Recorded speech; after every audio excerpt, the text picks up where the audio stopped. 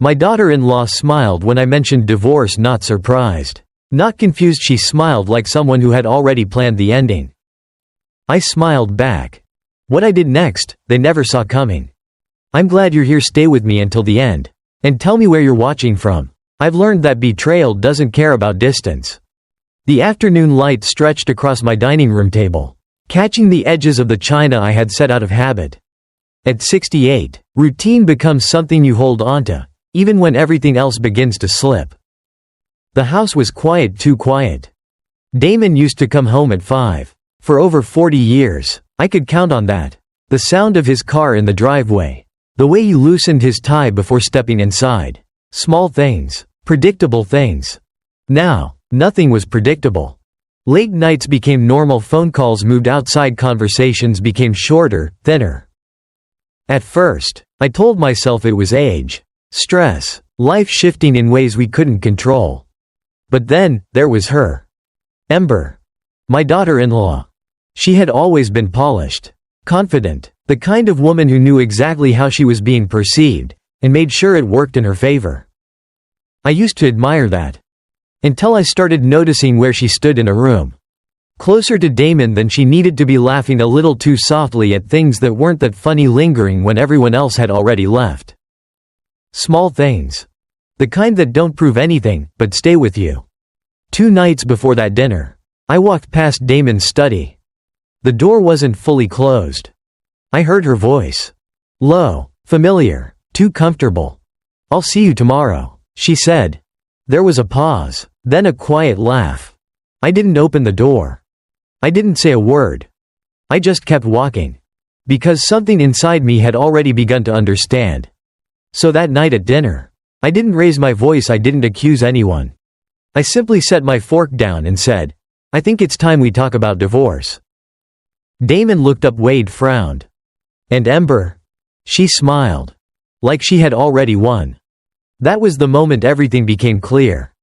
They thought I didn't see it, they thought I was too old to notice, too quiet to act. I looked at her, and I smiled back. Because they had no idea. I wasn't giving up. I was just getting started. The next morning felt quieter than usual. Not peaceful, just still. I woke up before sunrise. The way I always did.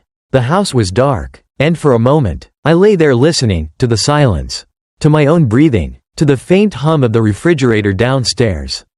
Damon wasn't in bed. That used to mean something, now. It just confirmed what I already knew. I made coffee and stood by the kitchen window, watching the sky turn from gray to pale blue. The backyard looked the same. The fence Damon built 15 years ago. The oak tree Wade used to climb as a boy. Nothing had changed. And yet, everything had. When Damon finally walked in, he didn't look surprised to see me. He just nodded. You're up early. I always am, I said. He poured himself coffee, standing across from me like we were 2 strangers sharing the same space. No mention of what I had said the night before, no questions, no concern. That told me more than any confession ever could. Ember came in a few minutes later. Perfect as always, hair done, makeup light but precise. She moved through my kitchen like she belonged there, like she had already claimed her place. Good morning, she said, smiling at me. I nodded once. Morning. She glanced at Damon, just for a second. It was quick, easy to miss. But I didn't miss it. Wade didn't come down. He had been distant for months. Always busy, always distracted. I used to think it was work. Now I wasn't so sure. I thought about what you said. Damon finally spoke, stirring his coffee without looking at me. About the divorce. I turned slightly, just enough to face him. And? He shrugged. If that's what you want, we can make it simple. Simple. 42 years, a house, a life built piece by piece. Reduced to something simple. Ember didn't say anything. But I could feel her listening. Waiting. I agree, I said calmly. That got his attention. He looked up, just briefly. Good, he said, that makes things easier. Easier for who, he didn't say. I picked up my cup and took a small sip of coffee. Still warm, still familiar. Everything else wasn't. I'll need some time to review everything, I added. Of course, Damon replied quickly, almost too quickly. Ember finally spoke, her voice soft.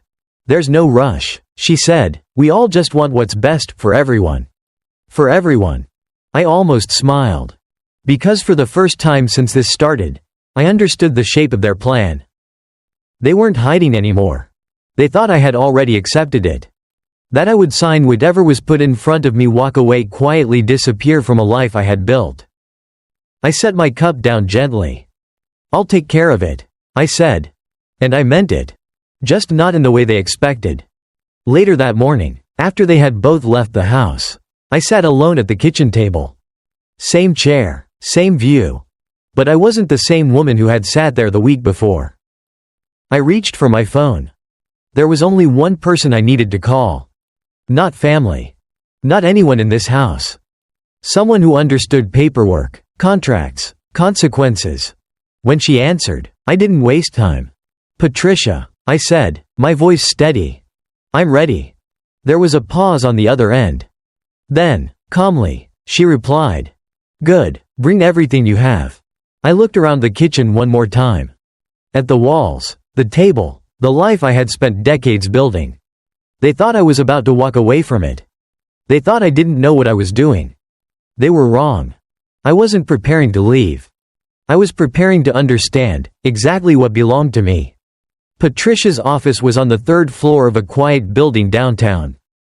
Nothing flashy, no large signs, just a small brass nameplate beside the door. I liked that. People who didn't need attention usually knew exactly what they were doing. She greeted me with a firm handshake. No pity, no unnecessary questions.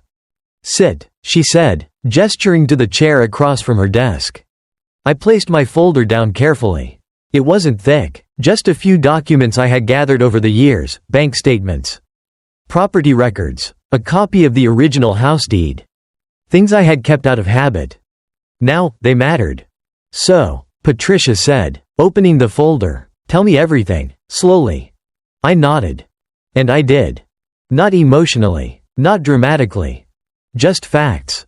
The late nights, the distance, the conversation about divorce, the way my daughter-in-law smiled. Patricia didn't interrupt. She just listened, and occasionally made a note. When I finished, she leaned back slightly. "You suspect an affair," she said.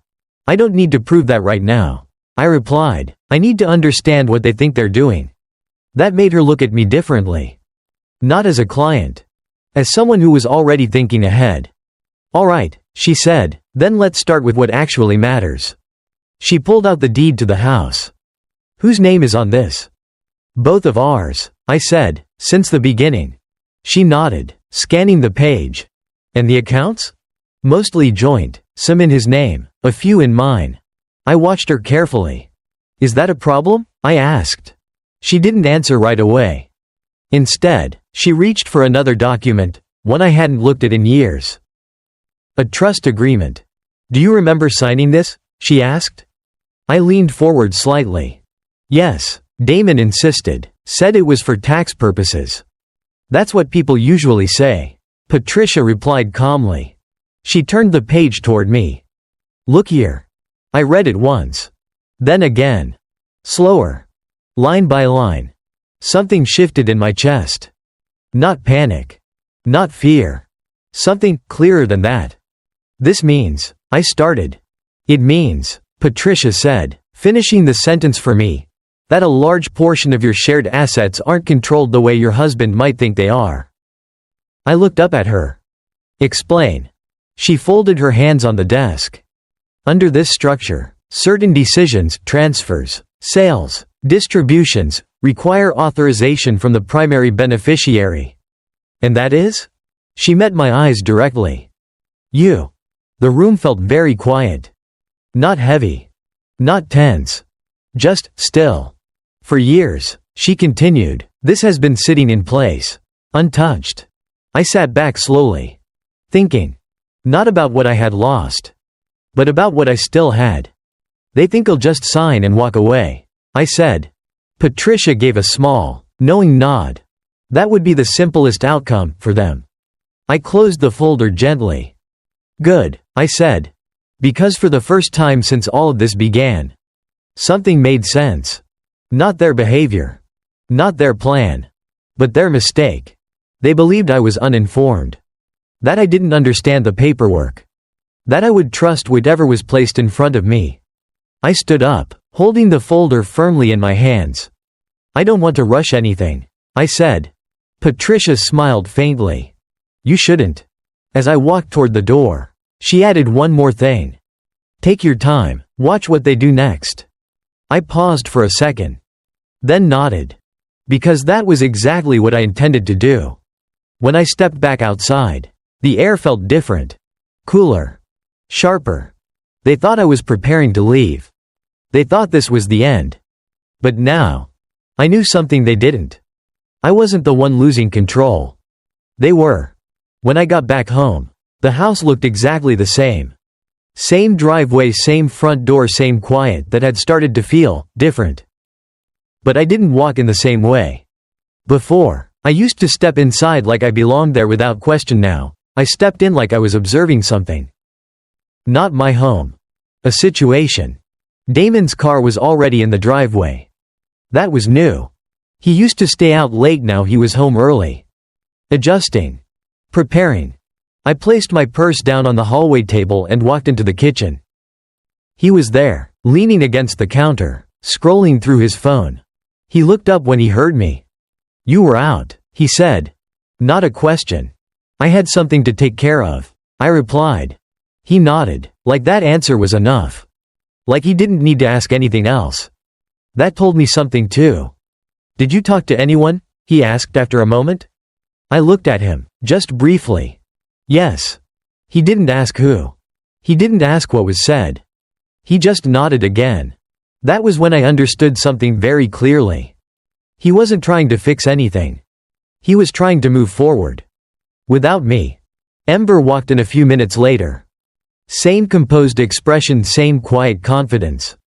She glanced between us, reading the room faster than most people could. "Everything okay?" she asked. Her tone was soft. Careful. "Yes," I said. And that was the truth. For the first time in weeks. Everything was becoming very clear. She smiled. That same smile. Controlled, certain. I watched her for a second. Not with anger. Not with resentment. Just attention. "Have you made any decisions?" she asked gently. Not directly to Damon. To me. I shook my head slightly. Not yet. Her eyes didn't change. But something in her posture relaxed. Just a little. That was enough. They thought I was hesitating. That I needed time to accept things. That I was slowly adjusting to the idea of leaving. They were wrong. "I'll need to go through everything carefully," I added. "Of course," Damon said quickly. "Take all the time you need." Time. That word again. They kept offering it like it was something they were giving me. I nodded. "I will." That evening, I stayed quiet. I moved through the house the same way I always had. Prepared dinner, cleared the table, turned off the lights one by one. Routine. Familiar. But inside, everything had shifted. After they went to bed, I didn't. I sat alone in the living room with the folder Patricia had reviewed. I opened it again. Slowly. The trust document. The signatures. The clauses I had never paid attention to before. I read every line. Carefully. No rushing. No assumptions. Certain words stood out now. Primary authority. Beneficiary control. Conditional access. I didn't need to understand everything at once. I just needed to understand enough. Enough to know this. They believed control was already in their hands. I closed the folder gently, resting my hand on top of it for a moment. For years, I had trusted Damon to handle these things. Finances, documents, decisions. I never questioned it.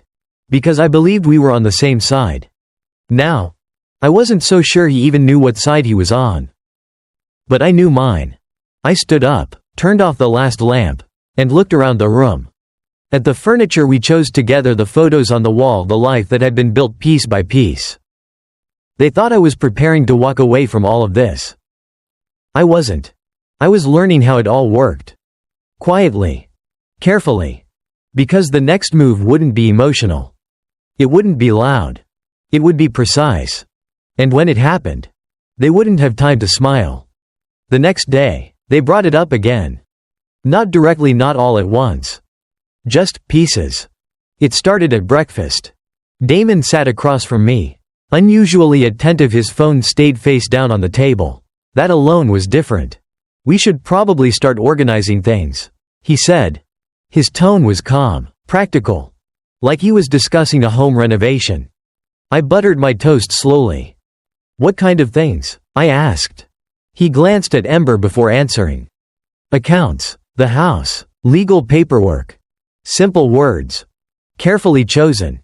Ember added, "It's better to make everything clear early, so there's no confusion later." Her voice was soft. Measured. But there was something underneath it. Expectation. I nodded once. That makes sense. They relaxed. Not visibly. But I could feel it. That was the moment I understood something important. They weren't testing me anymore. They were guiding me. Trying to move me, step by step, toward a decision they had already made. Later that afternoon, Damon placed a folder on the dining table. Neat, organized, prepared. "I spoke to someone this morning," he said, "a lawyer. Just to understand the process." Of course he had. I sat down across from him and opened the folder. Inside were documents. Draft agreements, property outlines, account summaries. All laid out in a way that looked reasonable. I kept it simple, he added. Simple. That word again. I turned a page. Then another. Reading carefully. Not reacting. The house.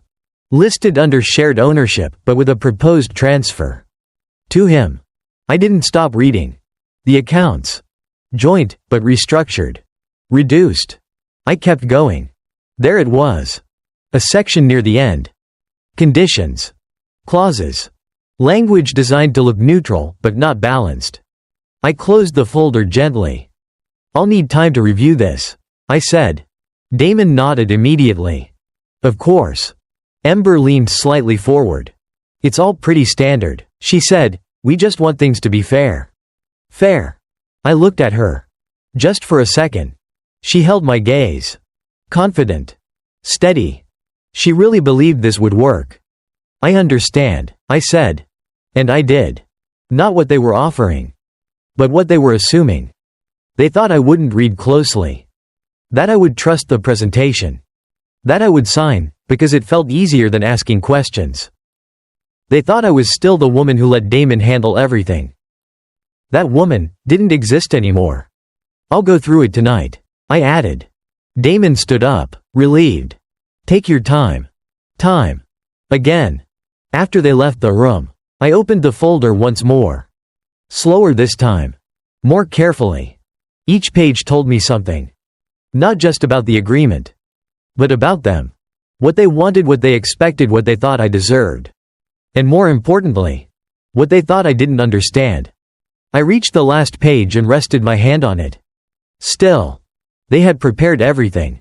Every detail. Every clause. Every step. Except one thing. They hadn't prepared for me to read it like this. That evening, I didn't confront them. I didn't ask questions. I didn't argue. I simply sat at the table, reading. Line by line. Because now, this wasn't about emotion anymore. It was about precision. And I was starting to see exactly where their plan began to fall apart. That night, I didn't turn on the television. I didn't read, I didn't distract myself.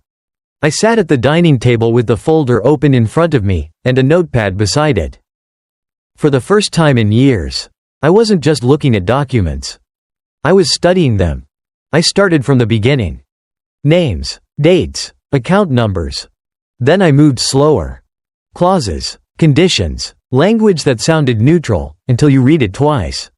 There's a certain way legal documents are written. Not to lie. But to guide. To lead your eyes where they want you to look, and away from where it matters. I circled a section near the middle. Primary residence transfer upon agreement. It sounded simple. Until you noticed the timing. Transfer first. Settlement later. I underlined it. Slowly. Then I moved to the account summaries. Balances were listed. But not all of them. Some were missing. Not hidden completely, just not included in the main structure. That was deliberate. I leaned back slightly, looking at the pages spread in front of me. They hadn't rushed this. They had planned it. Carefully. But planning only works if the other person doesn't look too closely. I picked up my phone and called Patricia. She answered on the second ring. "Tell me you've started reading," she said. "I have." I read her the sections I had marked. One by one. No emotion, just facts. She didn't interrupt. When I finished, there was a short pause. Then she said, "You're seeing it." "Yes. They're structuring control," she continued, "not division. Not fairness. Control." That word settled into place. "If I sign this," I asked, "what happens?" "You give up leverage," she said calmly, immediately. I looked back down at the paper. At the signatures waiting at the bottom of the page. "And if I don't?" Another pause.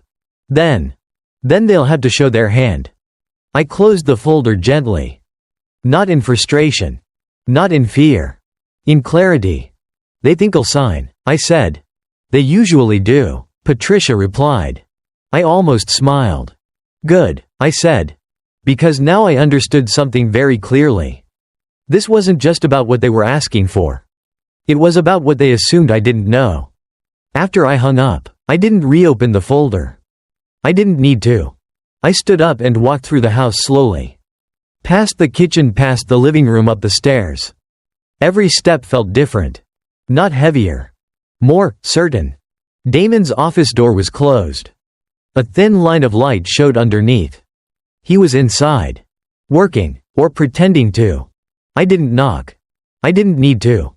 For years, I had trusted him to make decisions for both of us. Financial ones, legal ones, practical ones. Now I knew something he didn't. He wasn't in control anymore. I went back downstairs and turned off the lights. One by one. When I reached the dining room, I paused. The folder was still there. Neatly placed. Waiting. They thought it was the next step. They were wrong. It was just the first mistake. And I hadn't even responded yet. The next 2 days, I didn't mention the documents. Not once. I moved through the house the same way I always had: breakfast at 7, dishes cleaned before 8, laundry folded by noon. Routine. Predictable. But I was watching. Damon started checking his phone more often when I was in the room. Not openly. Just quick glances, short messages, subtle shifts in his posture. Ember changed too. She became attentive. Not warm, not kind. Just aware. "Did you get a chance to look at everything?" she asked casually that afternoon. Standing by the kitchen island. I didn't look up from the sink. I did. A pause. Not long. Just enough. "And?" she asked. I dried my hands slowly. Turned around. Looked at her. "I'm still going through it," I said. She nodded. Smiled. But it wasn't the same smile. There was a question behind it now. Good. That meant something had shifted. Not in the documents. In her expectations. That evening, Wade finally joined us for dinner. He sat quietly, pushing food around his plate more than eating it. He avoided looking at me. That used to hurt. Now, it told me something. He knew. Maybe not everything. But enough. Halfway through the meal, Damon spoke again. "We should probably set a timeline," he said. "Just so things don't drag out." Timeline. I set my fork down. "Why?" I asked calmly. He hesitated. Just for a second. "So we can move forward," he said. "Move forward." I nodded once. "That makes sense." Ember relaxed again. Just a little. They thought they were guiding the pace. Controlling the direction. They didn't realize I was letting them. "I'll need a few more days," I added. "To be thorough." Damon agreed quickly. Of course. Too quickly. That was when I saw it clearly. They were starting to get uncomfortable. Not because I refused. But because I hadn't agreed. After dinner, I stayed in the kitchen while they moved to the living room. Their voices were low. But not low enough. "You said she'd sign," Ember whispered. "I said she would," Damon replied. "She just needs time." "Time." Again. "I don't like this," Ember said. "She's too calm." I almost smiled. Because that was the first honest thing she had said. Calm makes people uncomfortable. Especially when they expect resistance. Or weakness. "She doesn't understand the documents," Damon said. "She never cared about that stuff." I stood very still. Listening. That was his mistake. Not the affair. Not the lies. The assumption. That I hadn't been paying attention. I turned off the kitchen light and walked upstairs quietly. They thought I didn't understand. That I wasn't aware of what they were doing. But now, I understood something even more important. They were starting to doubt their own plan. And doubt was where everything began to break. The next morning, I didn't wait. I didn't sit with the documents again. I didn't reread anything. I already knew enough. Instead, I got dressed earlier than usual. Simple clothes, neutral colors, nothing that drew attention. I tied my hair back, picked up my purse, and left the house without saying a word. Damon was still asleep. Ember's car was gone. That told me everything I needed to know about where she was, and why. The bank was only a 15-minute drive. I had been there dozens of times over the years, but never like this. When I walked in, everything felt sharper. The sound of footsteps on tile, the quiet conversations behind glass partitions, the way people avoided eye contact. I approached the front desk. "I need to review my accounts," I said. The woman smiled politely. "Of course. Do you have identification?" I handed it over. "Steady."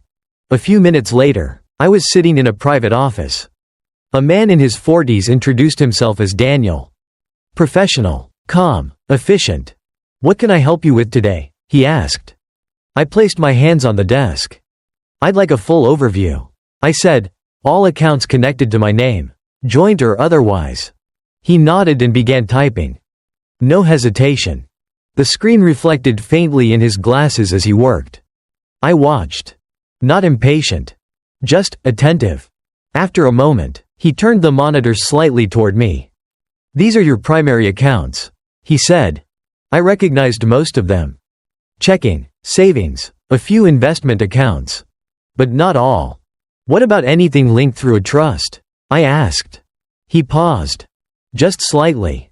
Then continued typing. Another screen appeared. Different layout. Different numbers. Larger numbers. "These accounts are under a trust structure," he explained. "They're not typically accessed directly." "Who has authority?" I asked. He looked at the screen again. Then back at me. "You do," he said. The room didn't feel different. But something inside me settled. "For transactions?" I asked. "For any major changes," he replied. "Transfers, closures, restructuring, those would require your authorization." I nodded slowly. "And if someone else tried to make changes?" "They wouldn't be able to," he said simply. I sat back in the chair.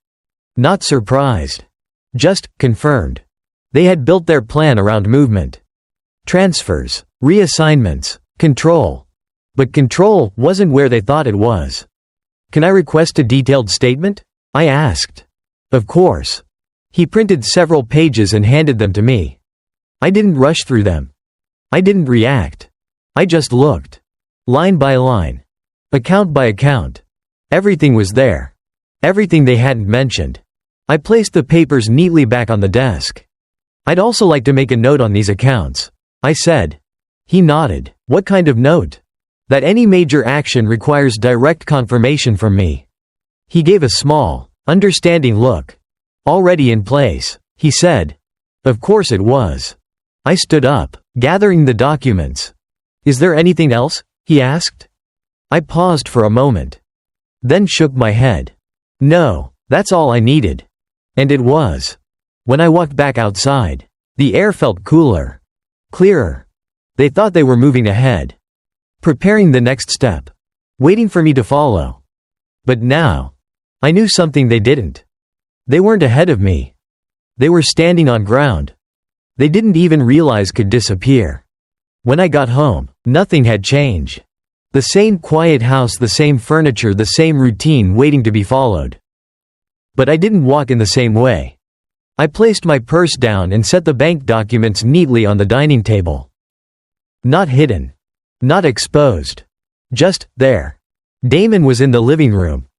Television on, volume low. He looked up when he heard me. "You were out again," he said. "Yes." He studied me for a moment. Not suspicious. Just curious. "Everything all right?" he asked. I nodded once. "Everything's becoming very clear." That seemed to satisfy him. Or maybe, he chose not to ask more. Ember came in shortly after. She noticed the papers immediately. Her eyes moved to the table, then back to me. "Quick. Careful. More paperwork?" she asked lightly. I glanced at the documents. Then back at her. "Yes." She smiled. But this time, it didn't hold as long. "Good. I was thinking," Damon said, shifting forward in his seat. "We should meet with the lawyer soon." Soon. I took off my coat slowly. "That makes sense." Ember stepped closer. "There's no reason to delay things," she added. "The sooner everything is settled, the easier it will be." Easier. I looked at both of them. Calm, steady. "Let's schedule it," I said. That changed the room. Not dramatically. Just enough. Relief. Damon nodded. "I'll call this afternoon." Ember didn't speak. But I could see it. That quiet certainty returning. They thought this was the moment. The point where everything moved forward. They didn't realize. This was the moment I needed. That evening, I sat at the table again. The bank documents on one side. Their agreement on the other. I didn't rush. I didn't compare everything at once. I moved slowly. Account names. Numbers. Structures. What they listed. What they left out. Each difference was small. But together, they told a complete story. Not of mistake. Of intention. I reached the final page again. The signature line. Still blank. I placed my pen beside it. Not touching the paper. Just close enough. From the hallway, I could hear their voices. Low, controlled. "Tomorrow works," Damon said. "Good," Ember replied. "She won't drag this out forever." I didn't move. That was the second mistake. They thought time was on their side. That pressure would push me forward. They didn't understand something simple. I wasn't delaying. I was aligning everything. The documents. The accounts. The assumptions. All of it. I closed the folder gently. Tomorrow, we would sit in a room together. With a lawyer. With papers. With expectations. They thought it would be the end. But for me, it was the first time everything would be said out loud. And this time, I wouldn't just be listening. The next morning, I dressed carefully. Not for appearance. For clarity. A simple navy dress. Low heels. No jewelry except my wedding ring. I looked at it for a moment before leaving. Then I walked out without taking it off. Damon drove. I sat in the passenger seat, hands resting quietly in my lap. Ember sat in the back. No one spoke. The lawyer's office was modern. Clean lines, glass walls, everything designed to feel neutral. Professional. Detached. We were led into a conference room. A long table, 4 chairs, a stack of documents already waiting. Damon sat across from me. Ember beside him. I took the seat nearest the window. The lawyer introduced himself, polite, efficient. He began explaining the process. Division of assets, transfer of property, final agreements. I listened. Not interrupting. Not reacting. Every word sounded reasonable. Carefully structured. Balanced, on the surface. Then the documents were placed in front of me. "This reflects what we discussed," Damon said. I opened the folder slowly. Not because I needed time. Because I wanted them to watch. Page 1. Page 2. Page 3. I didn't rush. Silence stretched across the room. Ember shifted slightly in her seat. Damon leaned forward. Waiting. When I reached the section about the house, I paused. Just long enough. Then I looked up. "Can you explain this part?" I asked the lawyer. He adjusted his glasses. "This outlines the transfer of the primary residence under mutual agreement." "Mutual," I repeated. "Yes." I nodded slowly. Then turned the page. "And this?" I asked, tapping lightly on the account summary. Damon answered this time.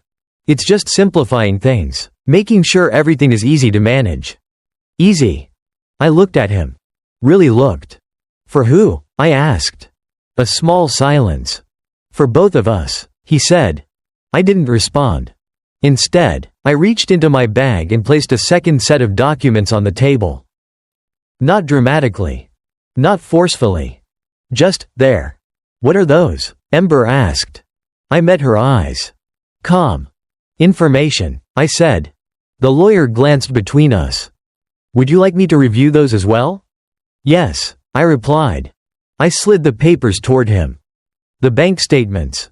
The trust structure. The details they had left out. He began reading. Slowly. More carefully than before. The room changed. Not loudly. But noticeably. Damon leaned back slightly. Ember didn't move. A few seconds passed. Then a minute. The lawyer looked up. "These accounts," he began carefully, "are not reflected in the current agreement." I nodded. I noticed. Another silence. "And under this structure," he continued, flipping a page, "authorization would require." He stopped. Looked directly at me. "You." I didn't say anything. I didn't need to. Across the table, Damon's expression shifted. Not dramatically. But enough. Ember's smile disappeared. For the first time since this began. They weren't certain anymore. I folded my hands neatly in front of me. "I have a few questions," I said calmly. And this time, I wasn't asking to understand. I was asking. So they would. The lawyer adjusted the papers again. Slower this time. More careful.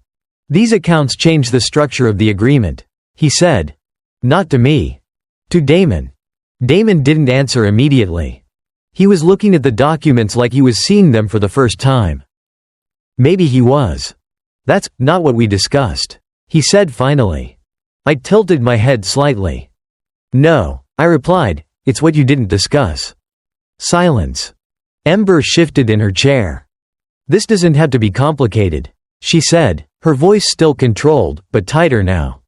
"We're just trying to settle things fairly." "Fair." I looked at her. "Calm.